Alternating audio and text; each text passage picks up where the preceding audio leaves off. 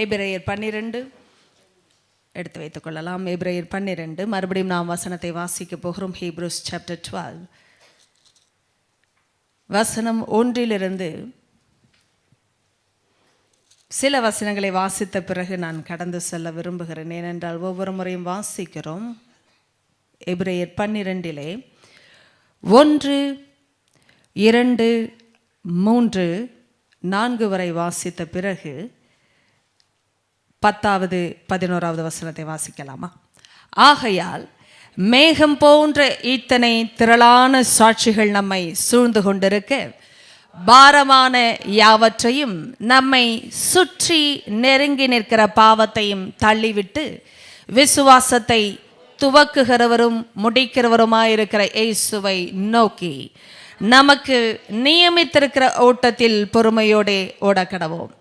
அவர் தமக்கு முன் வைத்திருந்த சந்தோஷத்தின் பொருட்டு அவமானத்தை எண்ணாமல் சிலுவையை சகித்து தேவனுடைய சிங்காசனத்தின் வலது பாரிசத்தில் வீற்றிருக்கிறார். ஆகையால் நீங்கள் இளைப்புள்ளவர்களாய் உங்கள் ஆத்துமாக்களில் சோர்ந்து போகாதபடிக்கு தமக்கு விரோதமாய் பாவிகளால் செய்யப்பட்ட இவ்விதமான விபரீதங்களை சகித்த அவரையே நினைத்து கொள்ளுங்கள். பாவத்திற்கு விரோதமாய் போராடுகிறதில் இரத்தம் சிந்தப்படத்தக்கதாக நீங்கள் இன்னும் எதிர்த்து நிற்கவில்லையே. வசனங்கள் 11, 10, 11 அவர்கள் தங்களுக்கு நலமென்று தோன்றினபடி கொஞ்ச காலம் சிட்சித்தார்கள். இவரோ தம்முடைய பரிசுத்தத்துக்கு நாம் பங்குள்ளவர்களாகும் பொருட்டு நம்முடைய பிரயோஜனத்துக்காகவே நம்மை சிட்சிக்கிறார். எந்த சிட்சையும் தற்காலத்தில் சந்தோஷமாய் காணாமல் துக்கமாய் காணும். ஆகிலும் பிற்காலத்தில் அதில் பழகினவர்களுக்கு அது நீதியாகிய சமாதான பலனை தரும். கரங்களை உயர்த்தி ஹல்லேலூயா, ஆமென். தேவன் நம்மை சந்திக்கிற அந்த இருதயத்தில் வருகிற சத்தியமானது நம்மை விடுவிக்கும் என்றால் என்ன அர்த்தம்? இருதயத்திலிருந்து புறப்படுகிற யோசனைகளை தேவனுடைய வார்த்தைகள் என்ன செய்கிறது? மறுரூபமாக்க ஆரம்பிக்கிறது. சிந்தனை மறுரூபமாக்கப்பட்ட எந்த ஒரு வாழ்க்கையிலும் செயல் பாதிக்கப்பட்டே ஆகும். ஏனென்றால் ஒரு மனுஷனுடைய சிந்தனை எப்படியோ அப்படியே அவனும் இருக்கிறான். நன்றாய் கவனிங்க, நாம் எந்த விதத்திலும் நம்முடைய பின்னணியத்தை வைத்தோ படிப்பை வைத்தோ மாற்றப்பட முடியாது. நான் சொல்வது மறுரூபமாக்கப்படுகிற காரியம். நன்மையின் விஷயத்தை மாத்திரம் பேசிக் கொண்டிருக்கிறேன். நம்முடைய பின்னணியமும் குடும்ப வளர்ப்பும் படித்த படிப்பும் பழகின நண்பர்களும் கண்ட காட்சிகளும் என்று சொல்லும் பொழுது தொலைக்காட்சியிலிருந்து வந்தது, டிவிடியில் பார்த்தது, இதெல்லாம் இங்கிலீஷில் தான் சொல்ல முடியும். இன்டர்நெட்டில், வெப்பில், என்னென்ன காரியங்கள், ஃபேஸ்புக்கில், இவைகள் நம்மை மாற்ற முடியாததை தேவன் அவருடைய வார்த்தையை கொண்டு மாற்றுகிறார் என்றால் நான் நன்மையை பற்றி பேசுகிறேன். ஆமென். தீமையை மாத்திரமே நாம் கற்றுக்கொண்டு வளர்ந்தோம் என்பதை கூட அறியாமல் வளர்ந்தோம். ஏனென்றால் மனுஷன் தனக்கு தெரிந்த கொஞ்சத்தில் எதை செய்தாலும் அது கொஞ்சமானது தான். தங்களுக்கு நலமென்று தோன்றினபடி, அப்படி என்றால் நமக்கு நலமென்று தோன்றுகிற விஷயங்கள் தேவனுடைய பார்வையில் முழுமையான நலன் பெறாது. அதுதான் முக்கியமான விஷயம். நியாயாதிபதிகளின் காலகட்டத்திலே சொல்லப்பட்ட வார்த்தை, அவனவன் தன் பார்வைக்கு சரியானதை செய்தானாம். அப்படி என்றால் நியாயாதிபதிகள் கூட நியாயத்தை அறிய வேண்டும் என்றால் நியாய பிரமாணம் அவசியம். அப்போ நியாய பிரமாணம் இல்லாமல் ஒரு நியாயாதிபதி நியாய தீர்ப்பு செய்தால் தன்னுடைய நியாயத்தை தான் செய்கிறானே ஒழிய தேவனுடைய நியாயத்தை செய்ய அறியாமல் போகிறான். அதனால் தேவன் சொல்லுகிறான், அவனவன் தன் பார்வைக்கு சரியானபடி. நன்றாய் கவனிங்க, இன்னைக்கு கிறிஸ்தவர்களை நாமும் நம்முடைய பார்வைக்கு சரியானதை அநேக முறை செய்து விடுகிறோம், பேசி விடுகிறோம், முடிவும் செய்கிறோம். இதுதான் சரி. நன்றாய் கவனிங்கம்மா, ஐயா கவனிங்க. நம்ம சபையில போதிக்கப்பட்டு வளர்கிறோம். தேவன் பேசுகிற ஸ்தானத்திலே நாம் இருக்கிறோம் என்றால் உங்களுக்கும் எனக்கும் இருக்கிற நற்செய்தியை நான் என் அனுபவத்தில் சொல்லட்டும். ஒரு செய்தியையும் பேசிவிட்டு என்னை அவர் சும்மா விடவில்லை. அந்த நம்பிக்கையில் தான் நான் பிரசங்கத்தை பிரகடனப்படுத்துகிறேன். ஏனென்றால் அது யார் ஏற்றுக்கொண்டாலும் கிரியை செய்யும். ஏற்றுக்கொள்ளாமல் இருப்பார்கள் என்றால் நன்மையை மறுதளிக்கிறார்கள், அவ்வளவுதான். இது தேவனுடைய இழப்பு அல்ல, இது அவருடைய இழப்பாய் மாறும். அதைத்தான் சொல்ல வருகிறேன். தேவன் ஒரு காலம் எதையும் இழக்கிறவர் அல்ல. He is never a loser. கர்த்தர் எதையும் இழப்பது இல்லை. ஆனால் இழக்கிறவர்கள் நாமாய் மாறிவிடுவோம் நன்மையை மறுதளிக்கும் பட்சத்தில். நன்மை மறுதலிக்க ஒரே ஒரு வழிதான், வார்த்தையை மறுதலித்தால் நன்மை மறுதலிக்கப்படும். இதை நாம் ஏற்றுக்கொள்ள சில நேரம் நம்மால் முடியாது. ஏனென்றால் நம் தாய் தகப்பன் சொல்லி நன்மையில் வளரவில்லையா? நம் தாய் தகப்பன் எப்பொழுதுமே ஒரு நல்ல மதிப்பு, அதாவது வேல்யூஸ் அறிந்தவர்களாக இருப்பார்கள் என்றால் தீமை ஒன்றும் சொல்லிக் கொடுத்து வளர்த்துவது இல்லைதான். ஆனாலும் அவர்களுக்கு நன்மையை யார் காட்டுவது? அதுதான் கேள்வி.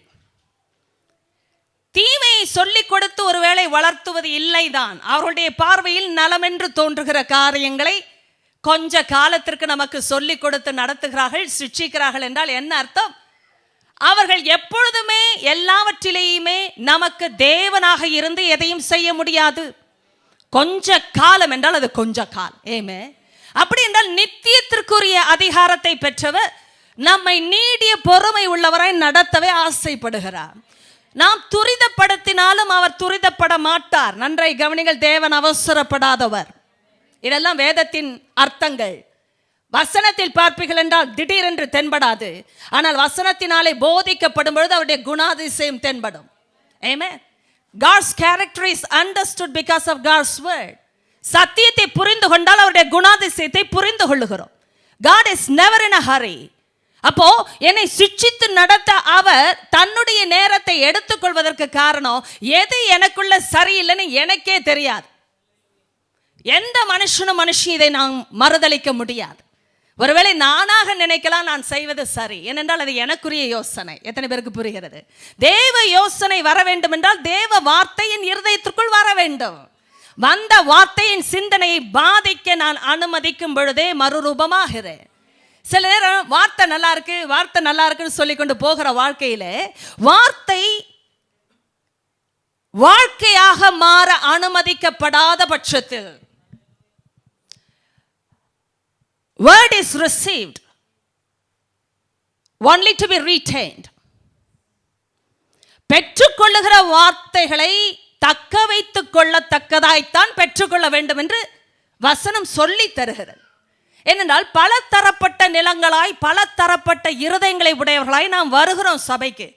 யாருமே பூரணர்கள் அல்ல. ஆனால் தேவன் அதே சபையில் ஒரே வார்த்தையை அனுப்புகிறார் என்றால் என்ன அர்த்தம்? எல்லாரையும் மாற்ற அவர் விரும்புகிறார் என்ற அர்த்தம். அப்போ என் பின்னணியோ என் வளர்ப்பு, இவர்கள் அப்படி பேசுகிறார்கள், அந்த கிறிஸ்தவர்கள், வீட்டிலேயே பல தரங்கள் உண்டு, உறவுகளில் தரங்கள் உண்டு. ஒருவரை ஒருவர் ஒப்பிட்டு தேவன் வாட அழைக்கவில்லை. இந்த விஷயத்தில் நன்மை என்று வரும்பொழுது, எத்தனை பேருக்கு அது புரிகிறது? நன்மை என்று வரும்பொழுது ஒருவரை ஒருவர் ஒப்பிடாதிருங்கள், ஏனென்றால் அதில் ஏற்றத்தாழ்வுகள் குறைவுகள் வரும். ஆனால் ஆண்டவர் சொல்லுகிற அந்த ஒப்பிடுதல் எங்கே வர வேண்டும்? அவரை நோக்கி. அந்த நோக்கம் சரியா இருக்கும் பொழுதுதான் எண்ணம் சரியா இருக்கும். நாம் யாரை பார்க்கிறோமோ அவரை வச்சு தாங்க எண்ணங்கள் மாறும். இன்னைக்கு பாருங்களேன், நம்ம வேற யாரையும் பார்த்தா எண்ணங்கள் சரியே வருவதே இல்லை.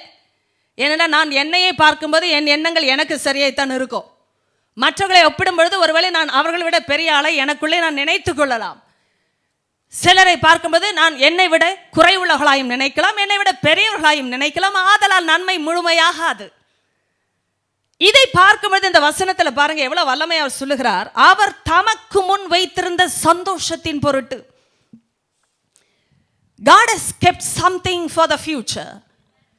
அப்போ எதிர்காலத்தை வைத்து இந்த நிகழ்காலத்தை நடத்துகிறார். There's a future prospect. அதான் கவனிங்களேன், இந்த பெர்ஸ்பெக்டிவ் என்று வந்தாலே அந்த நோக்கம், கண்ணோட்டம் என்றும் சொல்லலாம். இந்த கண்ணோட்டம் மாறணும்னா ஆண்டவர் என்ன முன்வைத்திருக்கிறான்னு முதல்ல பார்க்கணும். ஆமென். அப்போ ஆண்டவர் சொல்லுகிறார், நான் என்ன மனதில் வைத்து எதை முன்வைத்து உன்னை நடத்துகிறேன் என்பதை அறியும் பொழுதே சகிக்கிறோம். இந்த சகிப்பில் அவர் சொன்ன ஒரு காரியம் தற்காலத்தில் துக்கமாய்த்தான் காணும். எந்த ஒரு சகிப்புமே துக்கத்துக்குரியதாய்த்தான் இருக்கும். Nobody like to go through this process called perseverance. ஏன்னா இது பேஷன்ஸை விட அதிகமான அழுத்தத்திற்குரிய வார்த்தை. அழுத்தம் என்றாலே ப்ரெஷர் நான் சொல்றேனே. It's more than being patient. Perseverance என்ற வார்த்தையே is about like persevering under trial. வார்த்தையை காட்டுகிறது. துக்கத்திலும் சோதனையிலும் உட்கார்ந்திருக்கிறது என்பது பொறுமையாய் இருப்பதை பார்க்கிலும் பெரியது. இது சகிப்பினுடைய ஆழம். அப்படின்றால் நெருக்கப்படுகிற அனுபவத்திலும் உட்கார்ந்திருப்பது, வெடித்து ஓடிவிடாமல், சிதறி விடாமல், தப்பி விடாமல், மாற்ற சொல்லி கூட ஜெபம் செய்யாமல் தேவனுடைய கரத்தின் கீழ் அமர்ந்திருக்கிற அனுபவங்கள். இந்த அழுத்தமான சோதனையில் தான் வித்தியாசங்கள் குணாதிசயத்தில் உண்டாக்கப்படுமாம். அது ரோமர் 5 நான் இருக்கிற விஷயம். இது வேதத்தின் அடிப்படை. ஏற்கனவே உங்களுக்கு சொன்னபடினாலே நான் சொல்லிக்கொண்டு போகிறேன், நீங்கள் இணைத்துக் கொள்ள முடியும் என்ற நம்பிக்கையில். ரோமர் 5 வந்த காரியங்கள் 3 5 வரை இந்த பொறுமையினால் வருவதுதான் குணம், குணத்தினால் வருவதே நம்பிக்கை. பாருங்க, ஒரு மனுஷனுக்கு நம்பிக்கையே பணம் இல்லை என்று வேதம் சொல்லிவிட்டது. ஒரு மனுஷனுடைய நம்பிக்கையே அவன் பலத்திலும் இல்லை, ஞானத்திலும் இல்லை, உறவுகளிலும் இல்லையாம். ஒரு மனுஷனுடைய நம்பிக்கை எங்கே இருக்கிறது? அவனுடைய குணத்தில் தான் வருகிறது. ஏமே, இப்ப பாருங்க, இந்த வசனத்தை வாசித்து விட்டு நான் உங்களுக்கு இந்த சகிப்பினால் வருகிற சந்தோஷம் என்ன என்பதை பார்க்கலாம். ஏனென்றால் தற்காலத்தில் அது துக்கமாய்த்தான் காணும். ரோமர்ஸ் சாப்டர் பாருங்கள், ரோமர்ல 5வது அதிகாரம் 3 5 வரை. விரைவாக யாராவது ஒருவர் எழுந்து நின்று வாசிங்கள் பார்ப்போம், விரைவாக, ஏனென்றால் நான் திரும்ப சொல்ல வேண்டும். நன்றிமா, என்னை கவனிங்க. இந்த பொறுமை என்ற வார்த்தை ஆங்கிலத்தில் வருகிற விதம் வேறானது. யாராவது ஆங்கிலத்தில் வாசிக்க முடியுமா? எழுந்து நின்று சத்தமாக ஒருவர். Kindly help me out. Patience again, powerful. Okay, இதுவும் பேஷன்ஸ் என்றே வருகிறது. NIV, thank you brother. Perseverance, correct? It's in NIV. It's more than being patient under trial or suffering. உபத்திரவங்கள் என்ற வார்த்தையின் மத்தியில் பொறுமை வரும்பொழுது தமிழிலே சொல்லப்பட்டிருக்கிறது, அது பரீட்சையாம். மை காட், பரீட்சை. பரீட்சை, பரீட்சை என்றால் நமக்கே தெரியும். பரீட்சை என்றால் டெஸ்ட். பரீட்சை என்றால் டெஸ்ட், கரெக்டாமா? எக்ஸாமினேஷன், எக்ஸாம் எல்லாருக்குமே தெரிந்த வார்த்தை. சரி, தமிழில் பரீட்சையை போய் எப்படி கேரக்டருக்கு ஒப்பிட முடியும்? ஏனென்றால் ஆங்கில வேதாகமத்தில் கேரக்டர் என்று வந்திருக்கிறது. எதற்கு பரீட்சை எழுதுகிறோம்? தேரும்படி. தேறினவர்கள் எல்லாம் முன்னேறுகிறார்கள் என்ற அர்த்தம். என்றால் ஆண்டவர் பார்வையில் தேறுவது எதிலே? குணத்திலே. நன்றாய் கவனிக்க. சில நேரம் இந்த மாதிரி உபதேசங்கள் எல்லாருக்கும் பொருந்துவதில்லை. அதனால் தான், ஏனென்றால் ஆசீர்வாதம் என்று சொல்லிக் கொள்ளுகிற சில உபதேசங்களில் இவைகள் இடம் பெறாதது போல் நினைக்கிறார்கள். அதுவும் எண்ணம் தான். எத்தனை பேருக்கு அதுவும் எண்ணத்திலே இருக்கிற வித்தியாசம்? நன்றாய் சத்தியத்தில் வளர்கிற பிள்ளைகளுக்கு இந்த பிரச்சனையே கிடையாது. ஏனென்றால் அவர்கள் ஏதோ இன்ஸ்டன்ட் பிளஸிங்க்கு உட்கார்ந்திருக்க மாட்டார்கள். மாறாக என் எதிர்காலத்திலே நன்மை வர வேண்டும் என்று காத்திருப்பார்கள். முடிவு முக்கியம். நாம் அதைத்தான் பேசினோம். முடிவு மிக முக்கியம். ஆரம்பத்திலே துரிதமாய் கிடைத்த சுதந்திரம் முடிவிலே ஆசீர்வாதம் பெறாது. நீதிமொழிகள் 20 இன்று முழுவதும் வாசித்துக் கொண்டிருந்தேன். அதிலே கண்டுபிடித்த சத்தியம் அல்லவா ஏற்கனவே நான் சொல்லிக் கொண்டிருக்கிறேன். நன்றாய் கவனிங்க. சில விஷயம் அதுதான், சீக்கிரம் கிடைக்கிறதுனால ஆசீர்வாதம் இல்லை. தேவன் தெளிவாய் சொல்லிவிட்டார். எல்லாம் வேகமா நடக்கிறதுனால முன்னேறுகிறோன்னு அர்த்தமும் இல்லை. ஆமே. ஆனால் தேவன் என்றைக்குமே நிதானமாக அதினதின் காலத்திலே செய்வதற்கு காரணம், அவருடைய பலன் என்று வரும் பொழுது, ஒரு மனுஷனுடைய குணத்தோடு இணையும் பொழுதுதான் அது நீதியாகிய சமாதான பலன் என்ற பெயரை பெறுகிறது. ஏமே, அந்த நீதியில வருவது சமாதானம். நீதி இல்லைன்னா சமாதானம் இல்லைங்க. Simple truce. இதெல்லாம் விஸ்டம் கோட்ஸ்னு எடுத்துக்கலாம். நீங்க நீதி இல்லைன்னா சமாதானம் இல்லை. என்றைக்கெல்லாம் அநீதி இருக்கோ ஒரு உள்ளத்துல சமாதானம் இல்லையா? ஆண்டவரே சொல்லுகிறார். அப்போ சில விஷயங்கள் நம்முடைய வாழ்க்கையில நீதிக்காக கஷ்டப்படும் பொழுதும் துக்கம் இருக்கு. நான் இல்லைன்னு சொல்லலை. இப்ப விஷயம் எங்கன்னு பார்க்க போறோம். எத்தனை பேர் ரெடியா இருக்கிறீங்க? எபிரேயர் 12 கர்த்தர் சொல்லுகிறார், ஓ இதெல்லாம் என்ன விதமான பிரமாணம் ஐயா? அப்ப நான் நல்லதை செஞ்சாலும் நீதிக்காக நின்றாலும் எனக்கு ஏன் துக்கம் வர வேண்டும் என்ற கேள்வி உண்டு இல்லையா? உண்டா இல்லையா? சரி, உங்களுக்கு இல்லை என்றால் பரவாயில்லை. நீங்கள் எல்லாம் இன்னும் அதி பரிசுத்தர்களாய் ஜீவித்துக் கொண்டிருக்கிறீர்கள் என்ற அர்த்தம். எபிரேயர் 12 எங்கே பாருங்கள், 11. எந்த சிட்சையும், அப்படி என்றால் எந்த பரீட்சையும். ஆமே, இந்த பரீட்சை என்பதே சிட்சை என்று வைத்துக் கொள்ளலாமே. எந்த சிட்சையும் தற்காலத்தில் சந்தோஷமாய் காணாமல் துக்கமாய் காணும். துக்கமாய் தான் காணும். கவனிங்க, எந்த டிசிப்ளினுமே சந்தோஷத்துக்குரியது இல்லை. ஆனால் தேவன் தம்முடைய குமாரனை இந்த பாதைகளுக்கு உட்படுத்தி பூரணராக்கினார் என்ற ஒரு வசனத்தை நீங்க வாசித்தீர்கள் என்றால், ரட்சிப்பின் அதிபதியை இப்படியாய் உபத்திரவப்படுத்துகிறது அவருக்கு பிரியமாய் இருந்ததாம். ஏனென்றால் உபத்திரவங்களின் மத்தியிலே பூரணப்படுத்துவதை தன்னுடைய குமாரனுக்கே அனுமதித்தார். ஏனென்றால் அவர் மனுஷனாய் வந்தபடியினார். அப்போதான் நம்ம ஒத்துக்க முடியும் அவர் எனக்கு உதவி செய்ய முடியும் என்பதை. நீங்க இந்த பாதையில நடக்கலன்னா இன்னொருவரை புரிந்து கொள்ள முடியாதுங்க. கரங்களை வைத்து ஆமென் என்று சொல்லி பெற்று. அவசரப்படுறவங்க மற்றவங்களையும் அவசரப்படுத்துவாங்க. குருடனுக்கு வழிகாட்டுவது போல இருவரும் குழியிலே விடுவார்கள். சத்தியம் தெரியாத ஆளே இன்னொரு ஆளை வழி நடத்தினா என்ன ஆகும்? அதான் நடக்கும். நீங்க அதனால்தான் யாருடைய வார்த்தையினால் வழி நடத்தப்படுகிறீர்கள் என்பது மிக முக்கியம். நான் சொல்வதை ஆவிக்குரிய அர்த்தத்தில் சொல்லுகிறேன். யார் வேண்டுமானாலும் உங்ககிட்ட பேசலாம், ஆனா அவர்கள் ஆண்டவருடைய வாயாய் வார்த்தையாய் இருக்கிறார்களா என்பதை நீங்கள் இனம் கண்டுகொள்ள வேண்டும். ஆமென். நன்றாய் கவனிங்க. ஏவாளிடத்திலும் தான் பேசினான் பிசாசு, ஆனால் ஆதாமினிடத்தில் அவன் பேச முயற்சிக்கவே இல்லை. எத்தனை பேர் வேதத்தை அறிகிறீர்கள்? அவன் முயற்சியே எடுக்கல ஆதாம் கிட்ட. அவன் எடுத்த முயற்சி முழுவதும் ஏவாள் கிட்ட மட்டும்தான். ஆனால் தேவன் பேசும் பொழுது ஏவாள் கிட்ட பேசல, முதலாவது ஆதாமினிடத்தில் தான் பேசினான்.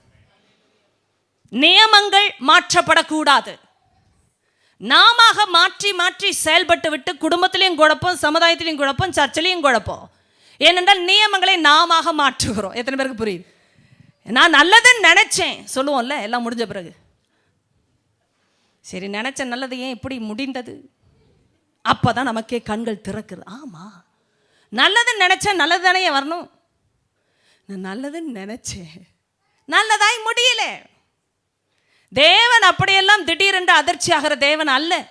ஐயோ, நான் சரியாய் தானே நடக்கும் என்று நினைத்தேன், இப்படி ஆகிவிட்டதே என்று தேவன் குழம்புவதே இல்லை. எழுதி வைத்துக் கொள்ளுங்க. அவர் சரியாய் முடிப்பதைத்தான் சரியாய் ஆரம்பிப்பார்.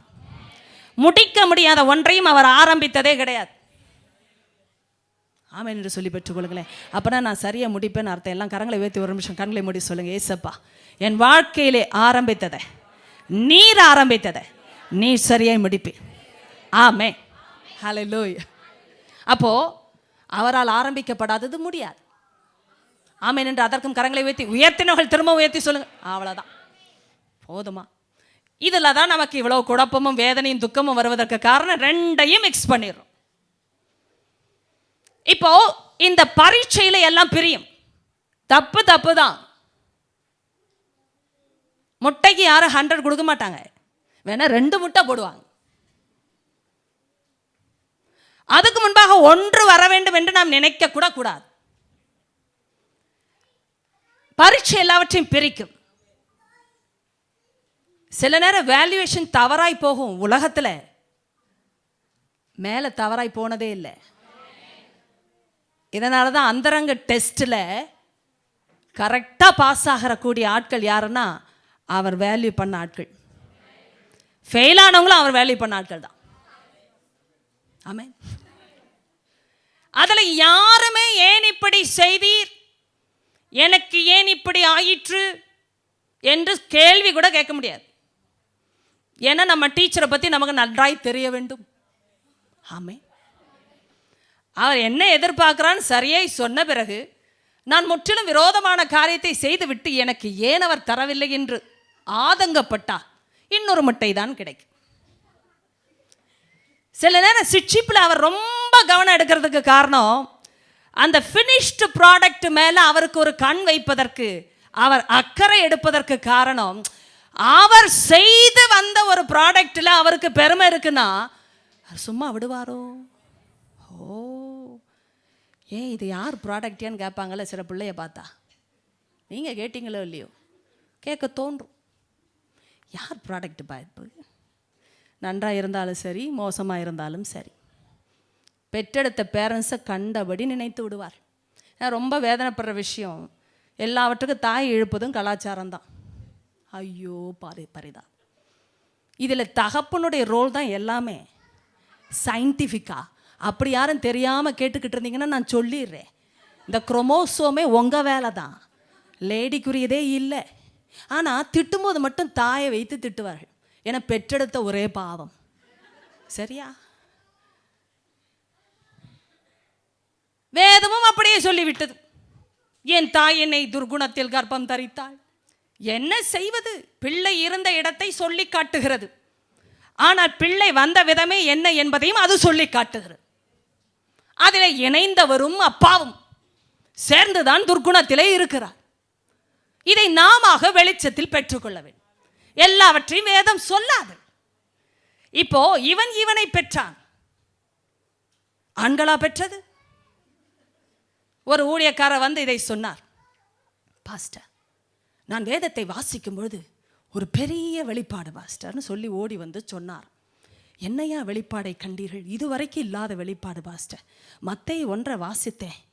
ஆம்பளைங்க பெற்றிருக்காங்க பிள்ளைகளே. நல்ல வேளை நாம் யாரும் அப்படி இல்லை. இந்த குரங்கிலிருந்து மனிதன் பிறந்தான் என்ற கதை தான். ஏன் இப்பொழுது இருக்கிற குரங்குகள் மனிதராகவில்லை? நல்ல வேளை யோசித்தாய். நாம் சிந்திக்கவே மாட்டோம். அவ்வளோ பெரிய தேவன் ஒரே வார்த்தையில கர்த்தர் வானத்தையும் பூமியும் படைத்தார் என்று சொல்லிவிட்டார். நல்லா கவனிக்க வேண்டும். நம்முடைய வாழ்க்கையில் ஆண்டவர் சிந்திக்கும்படி அடைத்தவர், சோர்ந்து போகாதே என்றும் சொல்லுகிறவர், எல்லா சூழ்நிலையும் புரிந்தவராகவே பேசினார். நீ இந்த சூழ்நிலையில் சோர்ந்து போவாய், ஆனாலும் சோர்ந்து போகாதிரு. தேவன் அறிந்து பேசுகிறார். அதுதான் இங்க இருக்கிற அந்த மறைவிடத்தில் இருக்கிற வெளிச்சம். ஆண்டவர் ஏதோ ஒரு டிக்டேட்டர் போல, சர்வாதிகாரி போல, நீ செய்யாதே, நீ ஆகாதே என்று சொல்லவில்லை. நீ சோர்ந்து போக வாய்ப்புகள் வரும், ஆனாலும் சோர்ந்து போகாதே. அதற்கு ஒரே ஒரு வழி, நீ தேவகுமாரனை சிந்தித்துப்பா. பாவம் அறியாதவரே பாவிகளால் செய்யப்பட்ட இப்படிப்பட்ட விபரீதத்தை சகித்தார் என்றால் நீயும் அப்படியே சகிக்க அழைக்கப்பட்டாய் என்றால் நீ அவருக்கு ஈக்குவல் அல்ல. அவரை விட்டு தாழ்ந்த ஜாதி. பாவத்திலே பிறந்து பாவத்திலே வளர்ந்த பிள்ளை எவ்வளவுக்கு அதிகமாய் சகிக்க வேண்டும்? அவ்வளவுதான். அவரே சகித்தார். அப்படின்ற பாவம் அறியாதவரே தமக்கு விரோதமாய் பாவிகளை செய்யப்பட்ட இப்படிப்பட்ட விபரீதம் என்றால் என்ன அர்த்தம்? பாவமும் பரிசுத்தமும் இணைய முடிவதில்லை, நீதியும் அநீதியும் இணைய முடிவதில்லை. என்னை கவனிங்க, குடும்பத்திலேயே பிரிந்தது விஷயம். முதல் கிறிஸ்தவ குடும்பமே பிரிந்தது. ஏன் தெரியுமா? வசனம் எபிரேயர் 11 இனம் காட்டிற்று. ஏன் காயின் ஆபேலை எதிர்த்தான்? ஆபேலின் கிரியைகள் நீதி உள்ளவைகள், காயினின் கிரியைகளோ அநீதி உள்ளவைகள். அப்போ கிரியைகளில் வித்தியாசம் வந்ததற்கு காரணம் குணத்துல வித்தியாசம். எத்தனை பேருக்கு புரிகிறது? குணத்துல வித்தியாசம் வரும்போது சகோதரர்களா இருந்தாலும் இணைய முடியல.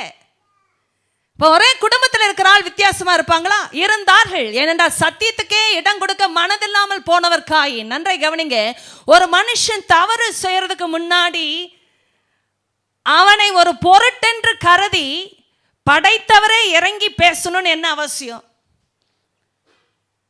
இன்றைக்கு சபையில் நடக்கிற அதே கிருபை தான் அன்று நடந்தது.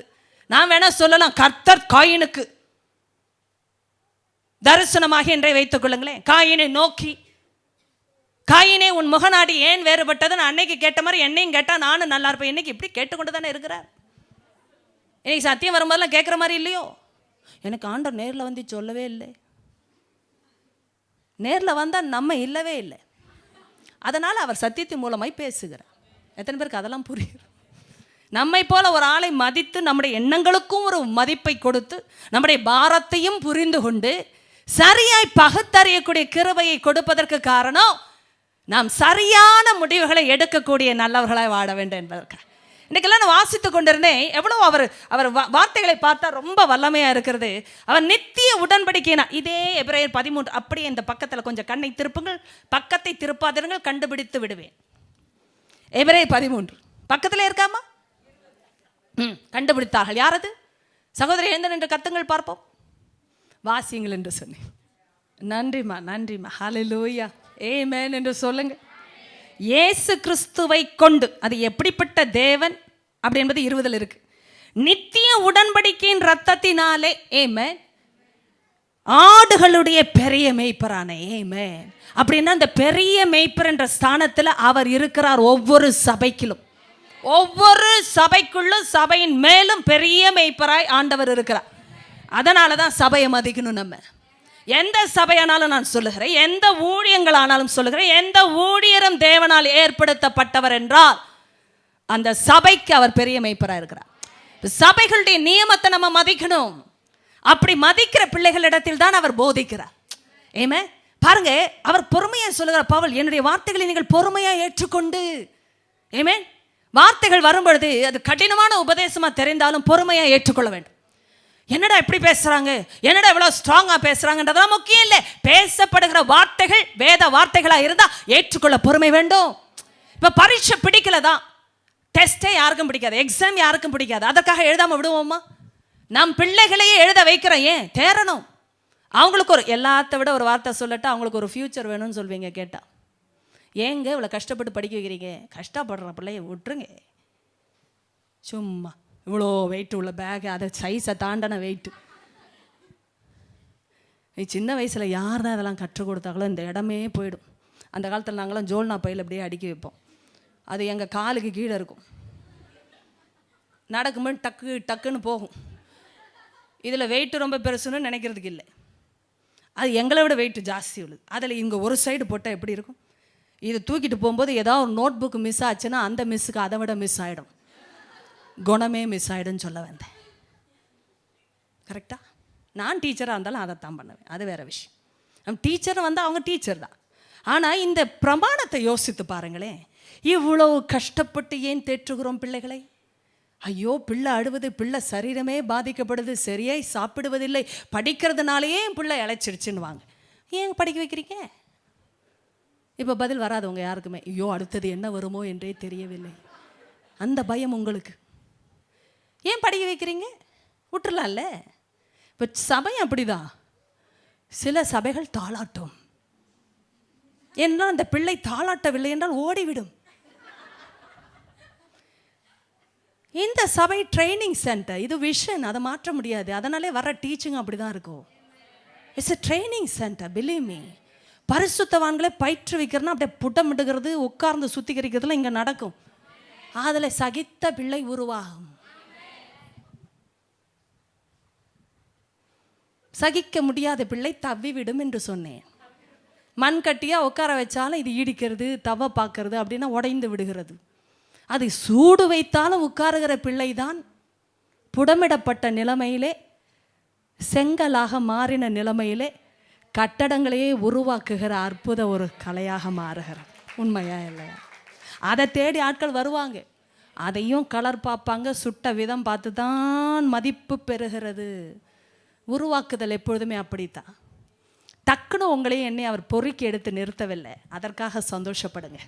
அவ்வளோ சீப் இல்லை நீங்களும் நானும். அவருடைய பார்வையிலும் உலகத்தின் பார்வையிலும் சாத்தானுக்கு முன்பாகவும் அவர் ஒரு காலம் நம்மை விட்டு கொடுப்பதற்கு விரும்பாத.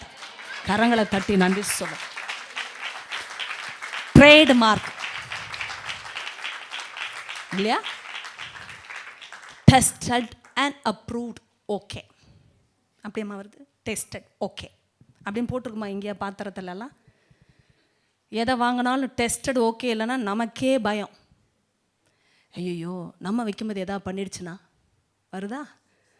அதுதான் ஆண்டவர் சில நேரம் எடுத்து உருவாக்கும் பொழுது டெஸ்டட் டைம்ஸ் எல்லாம் முடிச்சுட்டு ஓகேயான வெசல்னு அர்த்தம். அப்போது அது பயன்படுத்துதலுக்கு ஏற்புடைய தகுதியுள்ள பாத்திரமாய் மாற்றப்பட்டது என்று அர்த்தம். இன்றைக்கு ஆண்டவர் இந்த வார்த்தையை அப்படியே இணைக்கிறார். பாருங்கள் எவ்வளோ அழகாக வருது. இதுதான் இந்த வார்த்தையை பாருங்க, எவ்வளோ நித்திய உடன்படிக்கையின் இரத்தத்தினாலே ஆடுகளுடைய பிரதான மேய்ப்பரான நம்முடைய கர்த்தராகிய இயேசுவை மரித்தோரிலிருந்து ஏறி வர பண்ணின சமாதானத்தின் தேவன். ஆமே அப்படியே அப்பா சமாதானத்தின் தேவன் அவரு. ஆனால் இவ்வளோ ட்ரையலும் வந்திருக்கு சொந்த குமாரன் மேல. மரித்தோரிலிருந்து ஏறி வர பண்ணின சமாதானத்தின் தேவன். அப்போ தேவன் தம்முடைய சமாதானத்திற்கு உரியவர்களாய் தம்முடைய பிள்ளைகள் மாற வேண்டும் என்று தன் சொந்த குமாரன் என்றும் பாராமல் அவர் எல்லாரையும் நம்ம எல்லாருக்கும் ஒப்பு கொடுத்தவர். அவரோட கூட மற்ற எல்லாவற்றையும் அருளாதிருப்பது எப்படி? ரோமர் 8:32 ஏன் சொல்ல வேண்டும்? தன் சொந்த குமாரன் என்றும் பாராமல் நம் எல்லாருக்காகவும் அவரை ஒப்பு கொடுத்தவர். ஒப்பு கொடுத்தவர் எதற்கு ஒப்பு கொடுத்தார்? இப்படிப்பட்ட சோதனைகளுக்கு ஒப்பு கொடுத்தார். புரிகிறதா எதற்கு ஒப்பு கொடுத்தார் என்று? சிலர் நம்முடைய பிள்ளைகளை படிப்பிற்கு ஒப்பு கொடுக்கிறோம், கஷ்ட பாதைகளுக்கு நம்மை அறியாமலேயே உலகத்துடைய சிஸ்டத்திற்கு ஒப்பு கொடுத்துருக்கோம். ஏன்னா அதுங்களுக்கெல்லாம் ஃபியூச்சர் வேணுமா? எத்தனை பேர் இப்போது அந்த இணைப்பை கொண்டு வருகிறீர்கள்? எதுக்கு ஒப்பு கொடுத்தோம்? ஏங்க படிச்சுதாங்க ஆகணும் பிள்ளை. எவ்வளோ தைரியமாக பேசுகிறோம் நாமே. டியூஷன் வச்சு தான் ஆகணுங்க. என் பிள்ளை இதெல்லாம் ஜெயிக்க முடியல. Kannada subject tough, Hindi subject டஃப்பாக இருக்குது, கெமிஸ்ட்ரியோ ஃபிசிக்ஸோ ஏதோ ஒரு டியூஷன் கொடுத்தாலும் தேர வைக்கணும்னு நினைக்கிறேன். என்ன தெரியுமா சொல்கிறோம்? அதுக்கு கேட்டால் ஃப்யூச்சர் அப்போ தானங்க நல்லா இருக்கும். ஏங்க பைபிள் என்று வரும்பொழுது ஃப்யூச்சரை அறியாமலே நாம் ஓட முடிகிறது.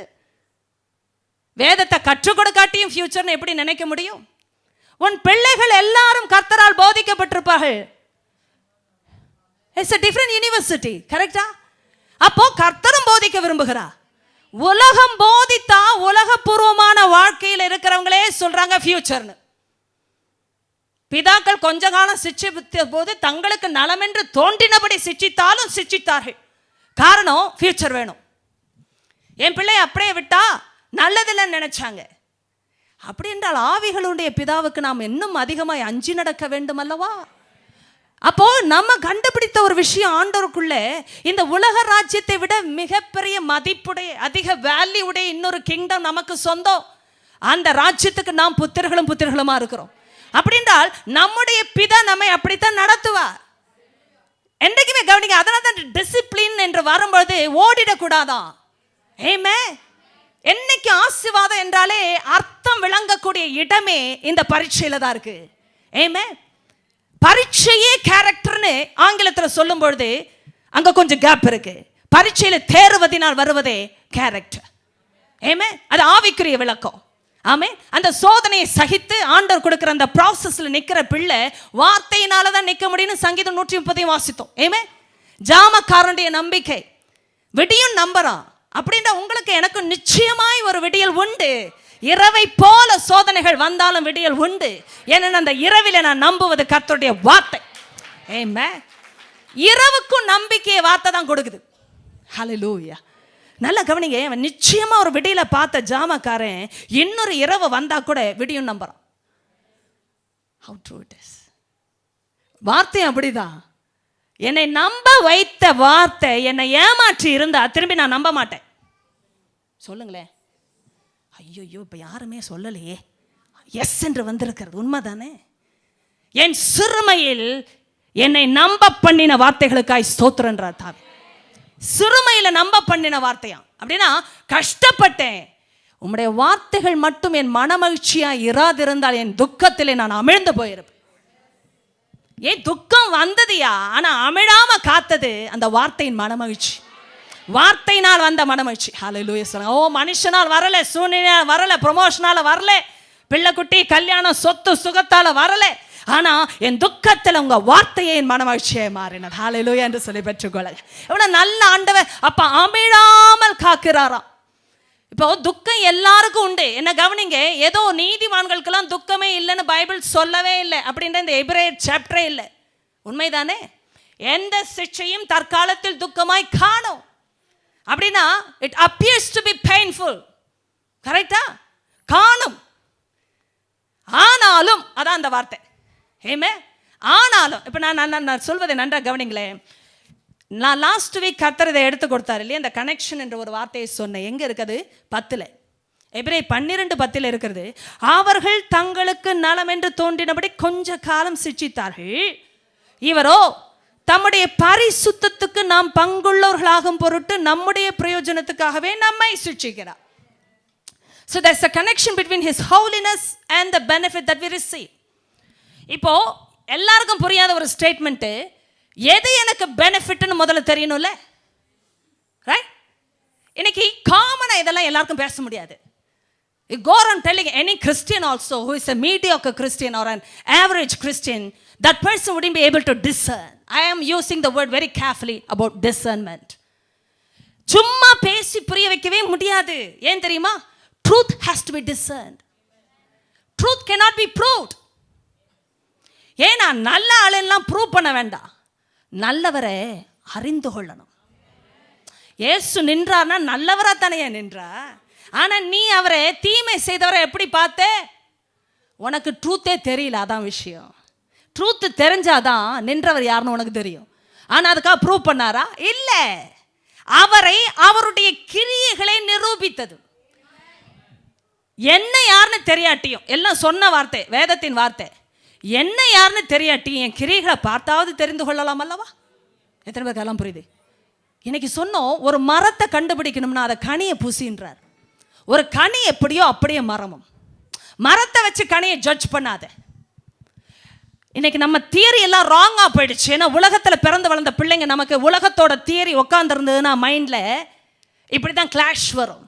ஆவியில் ஆண்டவர் ஒன்று சொல்லுவார், நம்ம ஒன்று நினைப்போம், வாழ்க்கையை உருப்படாதுன்னு சொல்லிடலாமே. ஏன்னா மறுரூபமாக்கப்படாத மைண்டு. ஆனால் விசுவாசி சர்ச்சுக்கு வருவாங்க, பைபிள் நல்லா இருக்குன்னுவாங்க, ஓ கேட்டால் சூப்பர்னுவாங்க, ஆனால் வாழ்க்கையில் அப்ளையே பண்ண மாட்டாங்க. ஏன்னா அது டஃப் ஆகும். அதான் டஃப் மாதிரி தெரியும். நல்லா கவனிங்க, நம்ம என்ன செய்வோம்? I am talking about discernment, sudden deviation in the subject, but it is very well connected to the truth. நல்ல கவனிங்க, நம்ம என்ன சொல்வோம்? ஏன் ஒரு பொண்ணை பார்க்கணும்னா, பையனை பார்க்கணும்னா ஃபேமிலி எப்படின்னு கண்டுபிடின்னு சொல்கிறோம்ல. நான் கேட்குறேன், ஃபேமிலி எப்படின்னு எப்படி கண்டுபிடிப்பீங்க? நடத்தை யாரும் பார்த்ததில்லை எனக்கு தெரிஞ்சு. எத்தனை பேர் புரிந்து கொள்றீங்க? பணம் இருக்கா, படிப்பு இருக்கா, செல்வாக்கு இருக்கா, அப்படி தான் பார்க்குறாங்க. கிறிஸ்தவங்களே நடத்தை எப்படி பார்க்கறது? நல்லா கவனிங்க, நல்லா கவனிங்க. ட்ரூத்துன்னு வரும்போது தான் இதெல்லாம் பிரியும். Parents may not be that spiritual, but the child is. கரத்தை உயர்த்தி சொல்ல முடியுமா தைரியமா? அதுதான் கொண்டு வந்தார் பிரிவினையை. நான் பிரிவினையை உண்டாக்க வந்தேன்னு எங்கே ஆரம்பிச்சு தெரியுமா? பழைய ஏற்பாட்டிலே ஆரம்பிச்சிச்சு. அவர் சொன்னார், எலியாவின் ஆவி உடையவனா ஒருத்தர் நான் அனுப்புவேன்.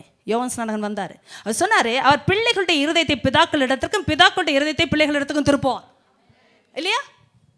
அப்போ எலியாவின் ஆவி உடையவனா வந்த, அப்போ எலியா வந்தாயிற்று, எலியா வந்தாயிற்று. எலியா யாருன்னு கேட்டபொழுது வந்தாயிற்று ஐயா யோவான் ஸ்நானகன் தான் அவர். இப்போ கவனிங்களேன், அவர் சொல்றாரு, பிதாவா இருக்கிறனால பர்ஃபெக்ட்னு அர்த்தம் இல்லை. பிள்ளை சில நேரம் பிதாவை திருப்பணும். இது கிங்டத்தில் நடக்கிற விஷயம். ஓ பயாலஜிக்கலாக முடியாதுப்பா, நான் பெரிய ஆளு, நான் தான் உன்னை பெற்றவன், எனக்கு அட்வைஸ் ஆனுவாங்க. ஹெட் வெயிட் அது பேரு. ஏன் நீ பிள்ளை சத்தியத்திலிருந்து சொன்னா தப்புனா ஒத்துக்கொண்டு திரும்பணும். நீ யாரடா இன்றைக்கு முளைத்தவன் அப்படின்ற என்னத்த? நானே உன்னை முளைய பண்ணினேன் என்ற அர்த்தம். வீட்டில் இந்த கிளாஷ்லாம் வரும், கை தூக்கிடாதீங்க அவசரப்பட்டு. ஏன்னா நான் இப்போ இப்படி சொல்லும்போது பாவம் நீங்களும் அப்படியே பழகி இருக்கிறீங்க நல்ல பிள்ளைகள். ஏன்னா உடனே சொல்லிடுவாங்க, ஆஹா ஏதோ பிரச்சனை இந்த வீட்டில். ஐயோ நாம் எல்லாம் பரிசுத்தத்தில் சிறந்தவர்கள், தேர வேண்டும் பரிபூர்ணத்தில். ஆண்டவர் சொல்லி தருகிற போதனைகள் அப்படித்தான் பிரிக்கும், குடும்பத்தையே பிரிக்கும். ஏன் அம்மாவுக்கு அட்வைஸ் பண்ண முடியாது? நீ யார் சொல்லுங்க? நான் பெத்த பிள்ளை, நீ நான் சொல்றதான் கேட்கணும். யாருங்க சொன்ன அந்த மாதிரிலாம் உலகத்தில் சொல்லி கொடுத்தாங்க? பிதாக்களே பிள்ளைகளுக்கு கோபம் ஊட்டாதிருங்கள். இதுவும் வசனம்தான். ஏய் நான் என்ன சொன்னாலும் கீழ்ப்படி நான் சொன்னாரு. பிள்ளைகளே கர்த்தருக்குள் உங்கள் பெற்றாருக்கு கீழ்ப்படியுங்கள். அப்போ ஒரு பிள்ளை கர்த்தருக்குள்ள கீழ்ப்படியுதுன்னா அதை கோபம் முட்டாம வச்சுக்கணுமா இல்லையா? ஐயோ இந்த கணேசன் யாருக்கும் புரியல. ஒழுங்கா இருக்கிற பிள்ளையை நீ ஊட்டி வளர்க்காவிட்டாலும், எந்த ஊட்டி சாப்பாடு ஊட்டனா ஒழுங்கா அடங்கிருன்னு சொல்லக்கூடாது. சத்தியத்தை ஊட்டனாதான் தகுதி ஒரு ஆவிக்குரிய அப்பா அம்மாவுக்கு. இது ஐயோ இதெல்லாம் வேற பிரின்சிபிள்ஸ்யா. இது இந்த ராஜ்யத்தில் தான் பேச முடியும், உலக ராஜ்யம் ஒத்துக்காது இதெல்லாம். அது எப்படின்னுவாங்க. ஏன் சத்தியமே இல்லாம குடும்பத்தில் இதுதான். அப்பா அம்மாவுக்குள்ள பிரிவினை வரும், பெற்றோர்களுக்கும் பிள்ளைகளுக்கும் பிரிவினை வரத்தாங்க செய்யும். Because it's not about rebellion, it's not about disobedience, it's about having discernment. பகுத்தறிவு அதைத்தான் செய்யும். அது உலகப்பூர்வமாக இருக்கிற ஆறாவது சென்ஸ் இல்லை. அதையும் கவனிக்கணும் நல்லா. ஐயோ பகுத்தறிவா ஆஹா அப்படின்னு ஒருத்தர் சேர்ப்பாங்க இப்போ. ஏன்னா பகுத்தறிவில் இருந்தவர் ஒருவர் இருக்கிறார் உலகத்தில். அதல்ல. This is not about the sixth sense. This is about the spiritual sense that is operating on the inside of us. அந்த ஸ்பிரிச்சுவல் சென்ஸுக்கு பேர் தான் discernment. You cannot sense it here. தொடர்றதுனால தெரியாது. எத்தனை பேருக்கு தெரியுது? ஸ்மெல் பண்ணா தெரியாது, பார்த்து கூட கண்டுபிடிக்க முடியாது. எத்தனை பேருக்கு அதெல்லாம் புரியுது? இப்போவே பயம் வரணும் உங்களுக்கு. அதனால தான் அவங்க குடும்பம் சூப்பர் குடும்பம், பையன் நல்ல பையனா தெரியுறான், பொண்ணு சூப்பரா தெரியுறா. எத்தனை பேருக்கு அதெல்லாம் தெரியுது? ஐயோ தெரிஞ்சிச்சு சிஸ்டர். நம்மளுடைய நெடுங்கால ஒரு போதகர், நம்முடைய ஏஜி சபையில் இருக்கிற நல்ல போதகர், எப்போவுமே நல்ல சிரிப்பாக பிரசங்கம் பண்ணுவார். அவர் எப்போவுமே சொல்லுவார், நிறைய சகஜமாக வரும் அவருக்கு. அதில் வழக்கமான இது ஒரு காரியம்.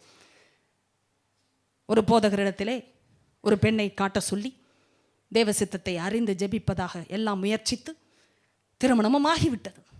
திடீரென்றா ஐயா ஐயா ஐயா பாஸ்டர் ஐயா பாஸ்டர் ஐயா என்னையாச்சு, இப்போதான் என் கல்யாணம் ஆச்சு, ஏன் இப்படி அழுது கொண்டு ஓடி வருகிறாய்? ஐயா என் மனைவி என்ன கொத்தராயா கொத்தராயா, நீ தானே கிளி மாதிரி ஒரு ஒய்ஃப் வேணும்னு கேட்ட. கிளி கொத்த தான் செய்யும். அப்போ தெரிகிற விஷயம்லாம் டிசர்ன்மெண்ட் இல்லை. Go to the Oxford dictionary. எனக்கு இதெல்லாம் படிக்கும்போது அதான் the difference. If you are well versed in the Bible, only you know what it is to have discernment.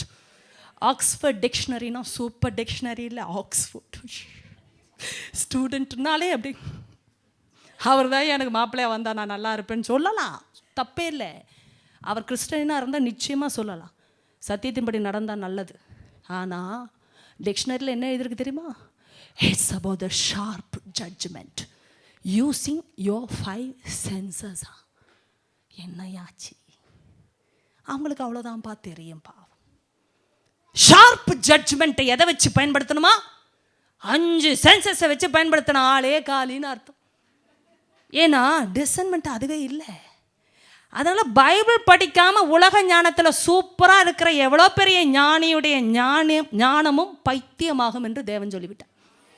ஞானிகளுடைய ஞானம் கெட்டு போகும். அவருடைய ஸ்தானாதிபதிகளின் வார்த்தையோ அவர் நிறைவேற்றி, அவ்வளோதான்.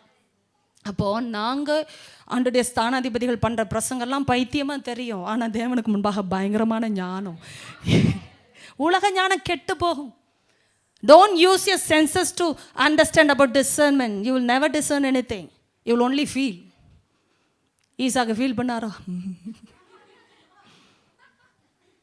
என்னது குரலோ சத்தமோ யாக்கோபினுடைய? என்ன எப்படி பார்க்குறீங்க?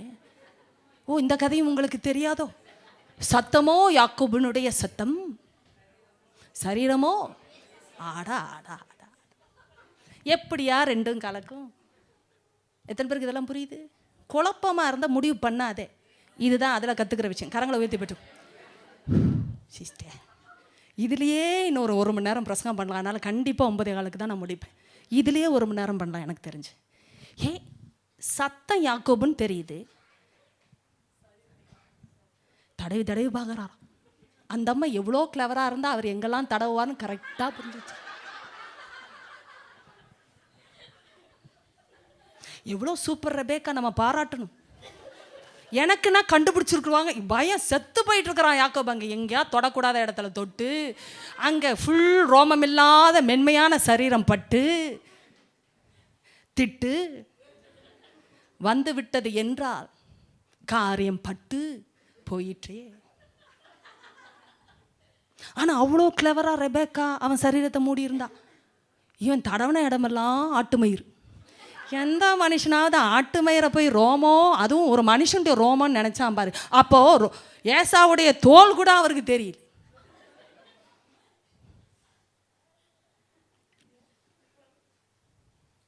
நம்ம ஊர் நாட்களில் இருந்த கம்பளி இருந்திருந்தால் ஈஸியாக இருந்திருக்க வேலை. அவங்களுக்கு சாஃப்டாவது காட்டியிருக்கலாம் ரோமத்தை.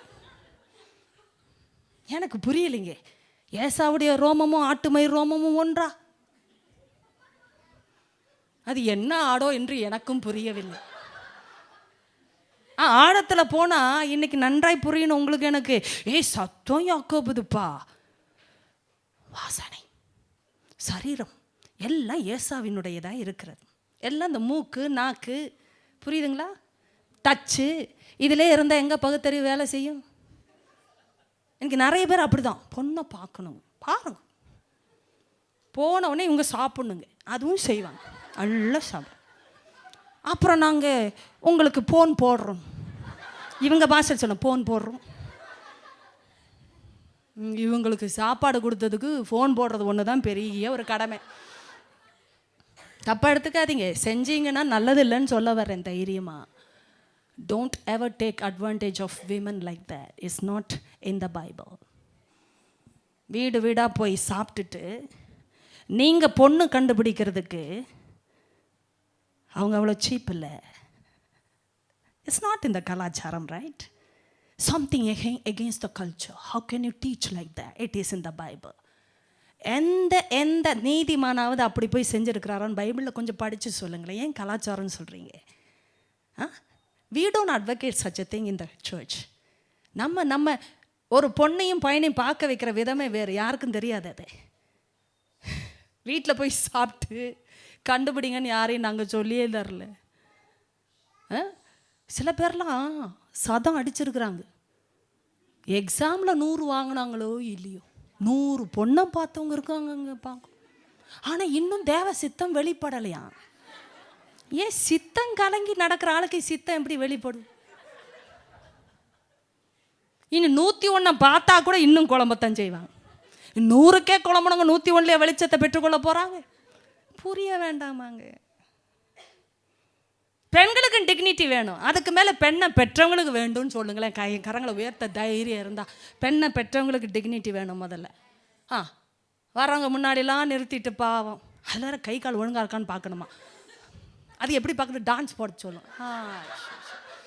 அதுக்கு ஸ்டேஜில் யாராவது ஆடுறவங்கள கட்டிட்டு போகலாமில்ல? ஏற்கனவே ஆடுறவங்க இருக்காங்கல்ல, கால் கையெல்லாம் நல்லா தானே இருக்கு, எல்லாருக்கும் பாடுறவங்களே இருக்காங்க, கட்டிட்டு போகலாமே. வரப்போகிற பிள்ளைய போட்டு ஆட வைக்கணும்னா இதெல்லாம் ஐயோ. இது ஆண்கள் சைடும் பரிதாபத்துக்குரிய நிலைமை. அதை அப்புறம் பேசுவோம்.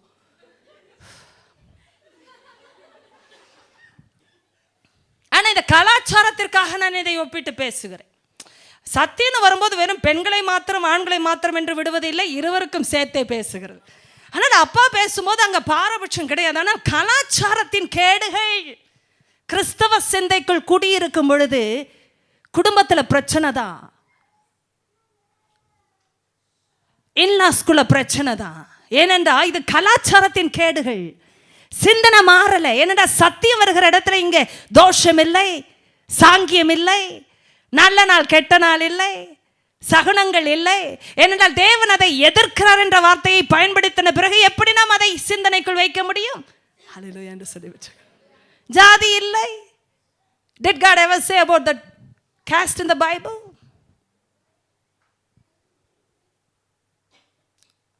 நுகத்துக்கு உட்படுறது கூட அவரை வைத்தே பேசினார்.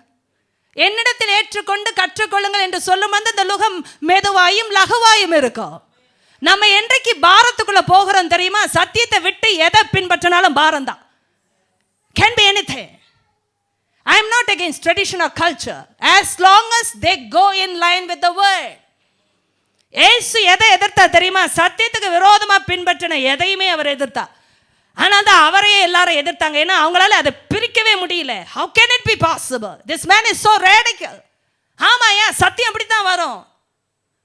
பிரிஞ்ச இடத்துல தானே ஏன் சுதந்திரமும் சமாதானம்? நான் கேட்கிறேன், ஏன் இப்ப சமாதானம் மிஸ் ஆச்சு? உண்மைதானே? நீதியின் வழியில சமாதானம் ஏன் குடும்பத்துல பிரச்சனை வந்துச்சு? நான் சொல்றது பிரச்சனையே இல்லைன்னு சொல்லல. கணவன் மனைவி உறவும் இன்லாஸ்குள்ளையும் ஒரு தேவன் கொண்டு வந்தார் என்று சொல்லக்கூடிய ஒரு முடிவு ஏன் தென்படவில்லை? கர்த்தருக்கு ஏன் மகிமை உண்டாக கணவன் மனைவி உறவே இல்லை? பிரச்சனை. ஆண்டவர் போய் சொல்லல, ஆண்டவர் மனம் மாறல, ஆண்டவர் மாற்றவும் இல்லை. நாம் என்ன செய்தோம்? நம்முடைய சௌகரியத்துக்காக மாற்றிக்கொண்டோம். ஆதலால் வந்த பிரச்சனைகள். எனக்கு கவனிங்க, அப்போ கர்த்தர் சில காரியங்களை பேசும்போது வாட்ஸ் மை பெனிஃபிட்?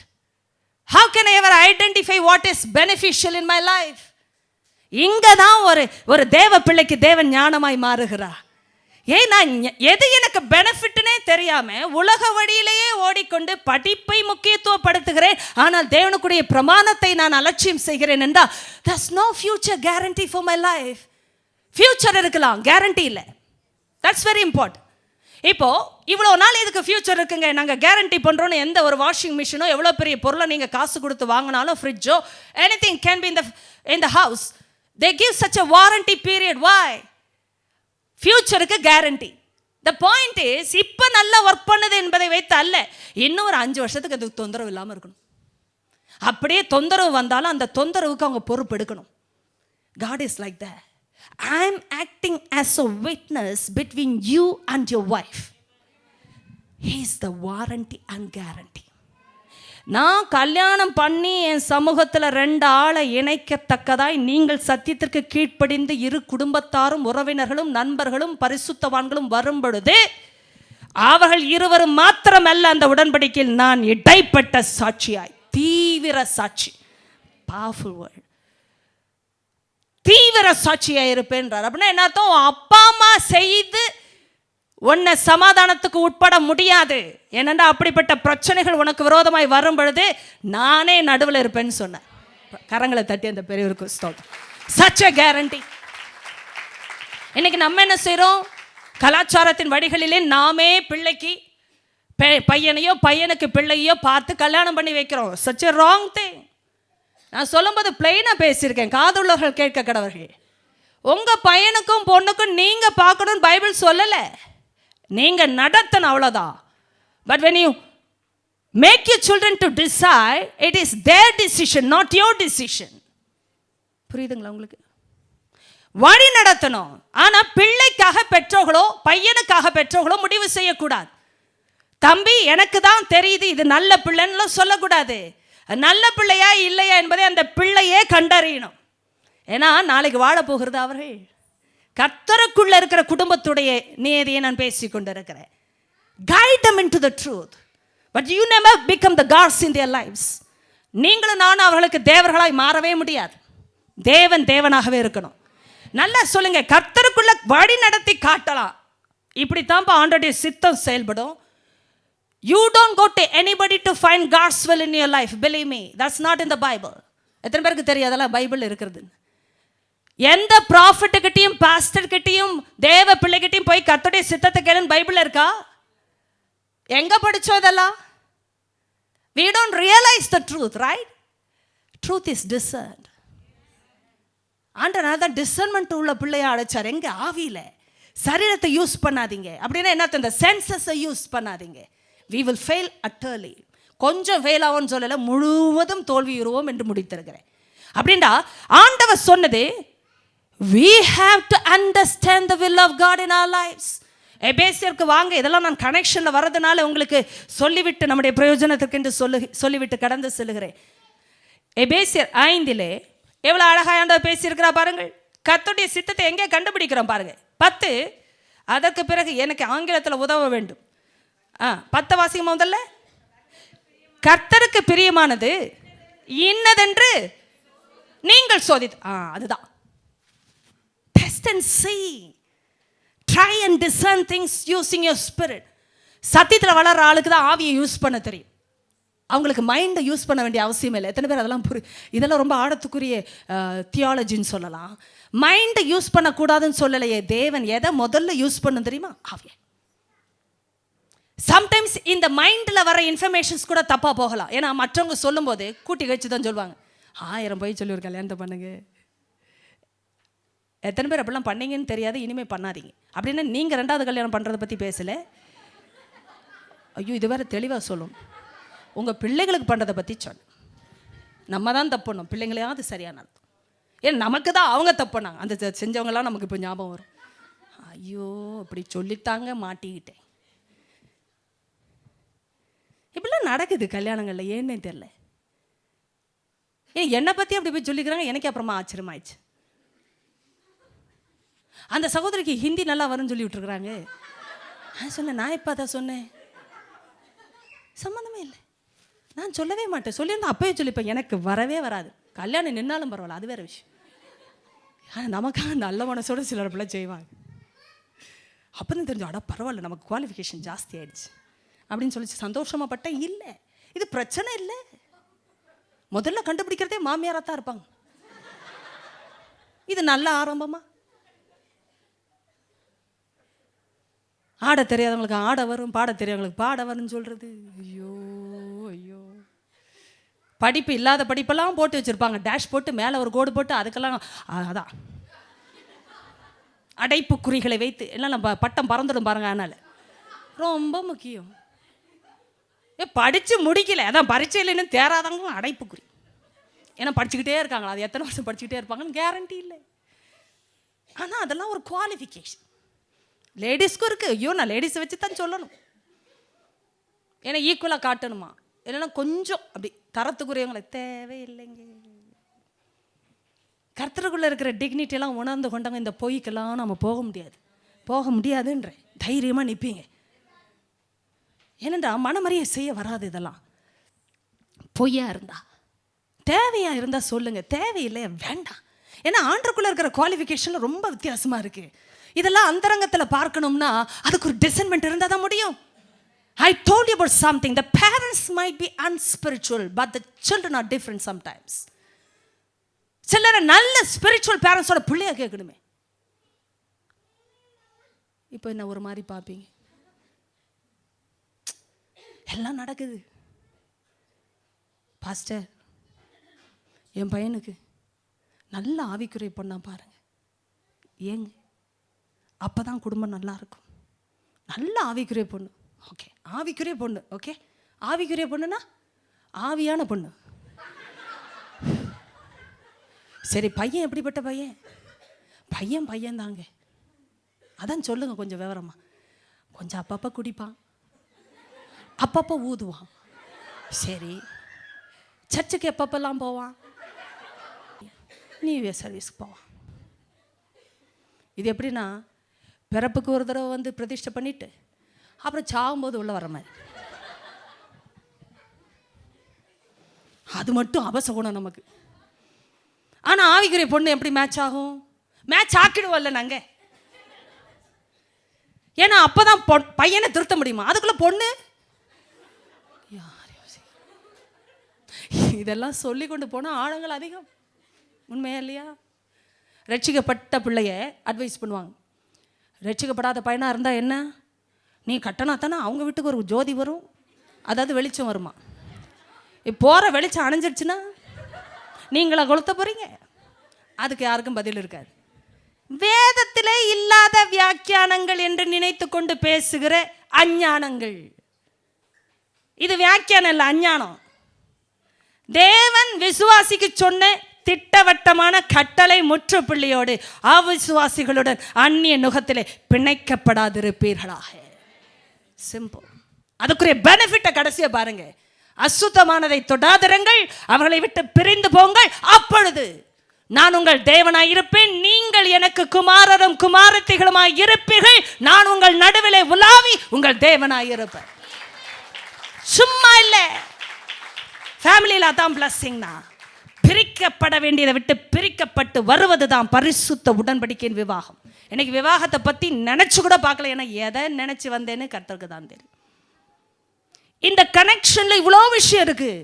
அப்போ தம்முடைய பரிசுத்தத்திற்கு நாம் பங்குள்ளவர்களாக வேண்டும் என்றால் what's my benefit? First of all, எனக்கு எது பெனிஃபிட்னு யார் எனக்கு சொல்ல முடியும்? Can my parents say that to me?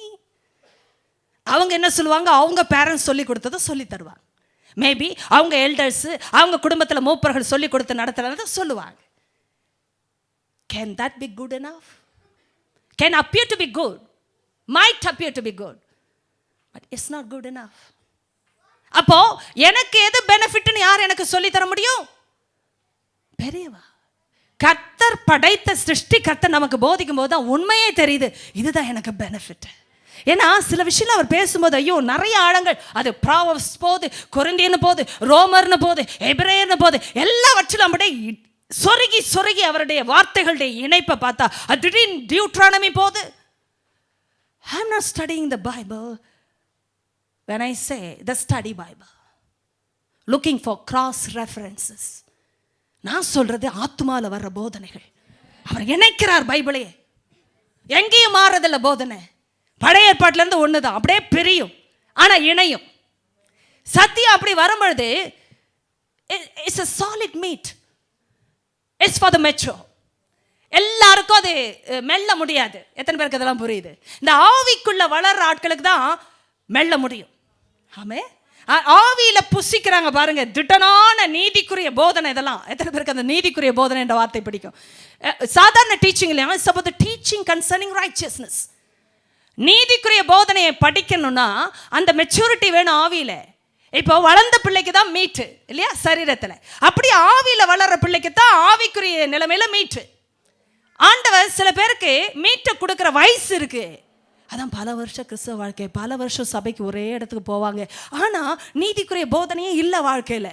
they are still babes in Christ. ஆனால் தான் இன்னும் எலிமெண்ட்ரி டீச்சிங், மனம் திரும்புறது, ஞான ஸ்நானம், இப்படியே தான் ஃபவுண்டேஷனே போட்டுக்கிட்டு இருக்காங்களே தவிர இன்னும் கட்டலை. This is in the Bible. இன்னும் கட்டவே ஆரம்பிக்கல. பட் தோட்டத்தில் பார்த்தா பெரியவங்க, தோற்றத்தை பார்த்தா adults, but they are not able to take solid meat because spiritually they are babes.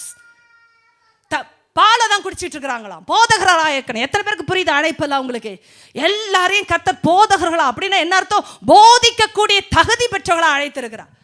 The more you receive, the more you are able to give.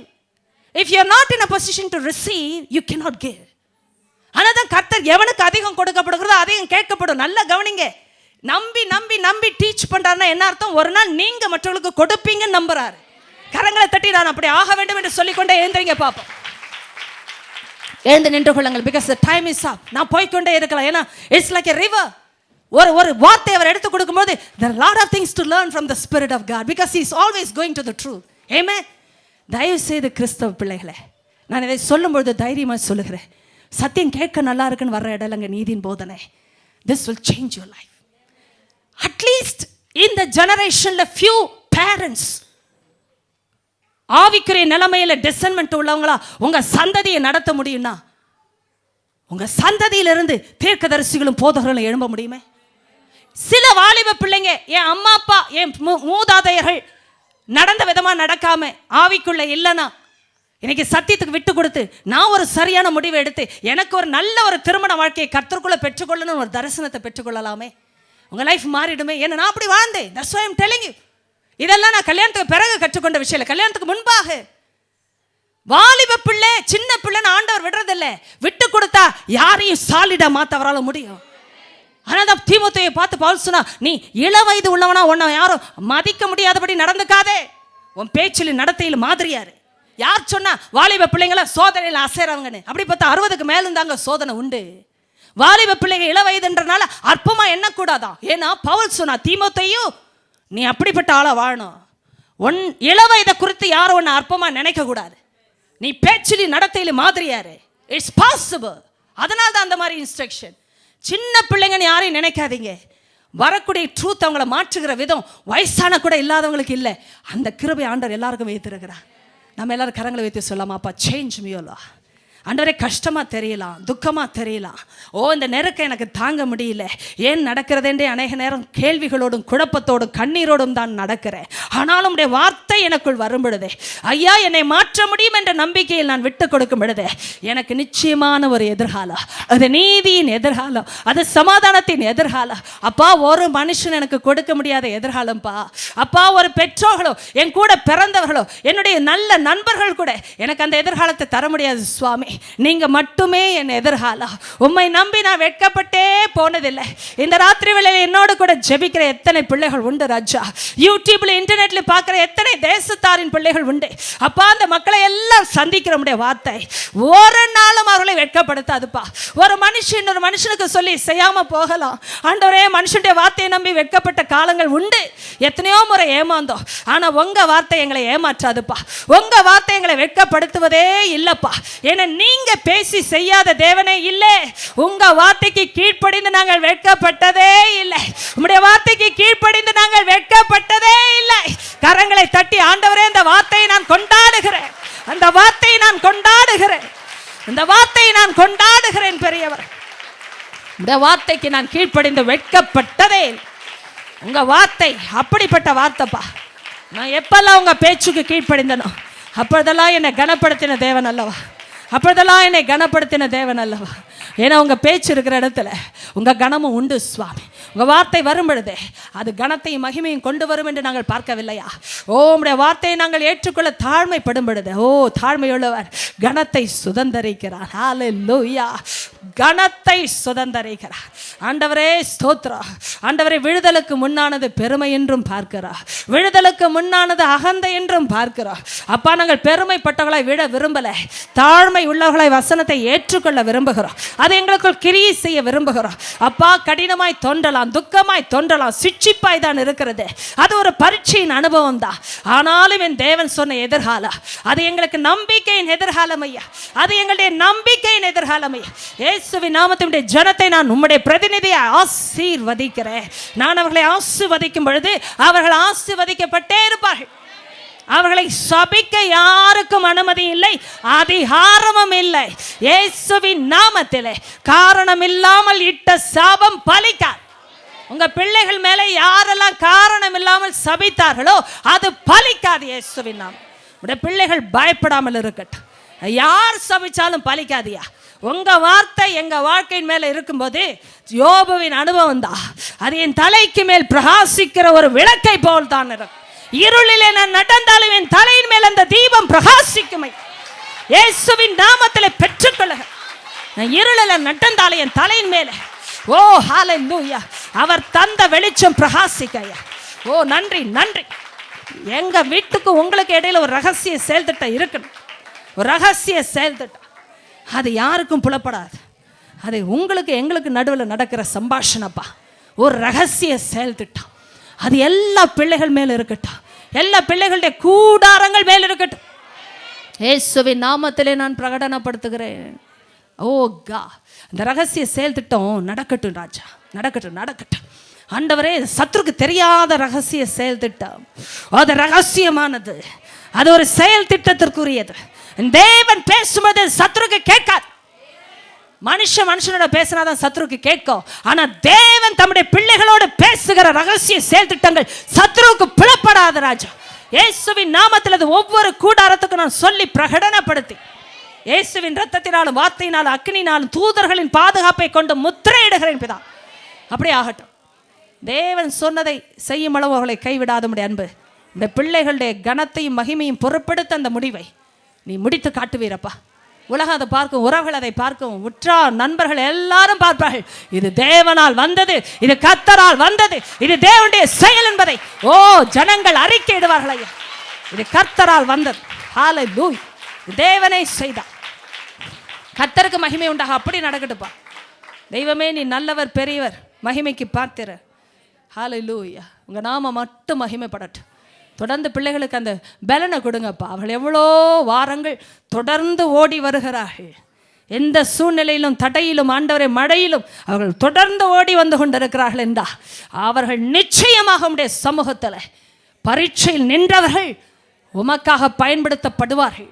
எபிரேயர் 13 வாசித்ததின்படி எல்லா சகல நற்கிரையிலும் சீர் பொருந்த பண்ணுகிற அந்த கரத்துக்குள் இருக்கிற ஒரு பிள்ளை ஐயா, உங்க ரத்தத்தினாலே இந்த நல் மனசாட்சி உடன்படிக்கையினால மீட்கொள்ளப்பட்ட பிள்ளைகள் அப்பா. அந்த பெரிய மேய்ப்பரின் கீழாக இருந்து வளர்ற அந்த ஆடு ஒரு நாள் வெட்கப்பட முடியாது. அநேகரை போஷிக்கிற, அநேகரை வழி நடத்துகிற ஆண்டவரே நட்சத்திரமாய் அது நிச்சயமாய் ஜொலிக்கும் என்பதை சொல்லி நான் ஆசீர்வதிக்கிறேன். இந்த பிள்ளைகளை அப்படி அப்பா சீர் பொருந்த பண்ணுங்க. நீ நல்லவர்ப்பா. எந்த நிலைமையில் நீங்கள் வார்த்தை அனுப்பி எங்களை கைவிடலப்பா. அந்த நம்பிக்கையை உங்கள் பிள்ளைங்க எந்த சூழ்நிலை கைவிடாமல் இருக்கட்டும், சோர்ந்து போகாமல் இருக்கட்டும். இளைப்புள்ளவர்களாய் அல்ல, தைரியப்பட்டவர்களாய் சந்தோஷமாக சகிக்க கற்றுக் கொடுங்கப்பா. எங்களால் முடியல, கற்றுக் கொடுங்க. எங்களால் முடியல, கற்றுக் கொடுங்க. ஆண்டவரே, எங்களுக்கு அந்த பலன் கற்றுக் கொடுக்கறதுலே வருது சுவாமி. ஏதோ திட்டி போதித்து விட்டு போகிற ஒரு ஆசிரியர் அல்ல நீர். ஆண்டவரே, எங்களைப் போல எல்லா விதத்திலும் சோதிக்கப்பட்டும் பாவம் இல்லாதவராய் இருக்கிற மகா பிரதான ஆசாரியரே எங்களுக்கு இருக்கிறேன். அதனால் தான் எங்களுடைய சோதனையில் எங்களுக்கு உதவி செய்ய வல்லவராயும் இருக்கிறேன். அப்படியே பலவீனங்களை எங்களை புரிந்து கொள்ளுகிற நல்ல பரிதபிக்கிற பிரதான ஆசிரியரே இருக்கிறேன். ஆனால் தான் ஜெபிக்கிறேன்ப்பா, அந்த பலனை கொடுத்து கற்றுக் கொடுக்குறேன். உங்கள் போதனையில் பலன் உண்டு. உங்கள் பிள்ளைகள் அந்த பலனை ருசிக்கட்டும், தேரட்டும், தொடர்ந்து ஓடட்டும், அநேகருக்கு ஆசீர்வாதமாக இருக்கட்டும் என்று சொல்லி இயேசுவின் நாமத்தில் அவர்களை மனதார ஆசீர்வதி. களஞ்சியங்கள் ஆசீர்வதிக்கப்படட்டும், வாகனங்கள் ஆசீர்வதிக்கப்படட்டும், போக்கும் வரட்டும், அவருடைய எல்லா வியாபாரமும் தொழிலும் அவங்க கைட்டு செய்கிற எல்லாம் ஆசீர்வதிக்கப்படும். பிசாசு இந்த சபையை தொடக்கூடாதுப்பா. பட்சிக்கிறவனை விலக்கி வைங்க. எந்த பிள்ளைக்கு அகால மரணமோ ஆபத்துகளோ விபத்துகளோ வரக்கூடாது. வீணான நஷ்டங்கள் வரவே கூடாது. இயேசுவின் ரத்தத்தினால் அந்த திட்டங்களை நான் முறிக்கிறேன் பிதா.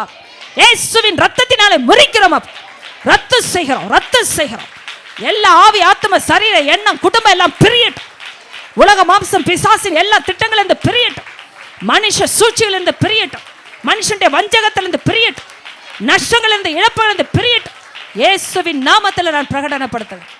ஓ தெய்வமே, நீ செய்ததற்காய் ஸ்தோத்திரம். எல்லா கனமும் மகிமையும் துதி உமக்கே உண்டாவதாக. இயேசுவின் அதிகாரமுள்ள நாமத்திலே தாழ்மையுடன் ஜெபிக்கிறோம் பிதாவே. ஆமென்.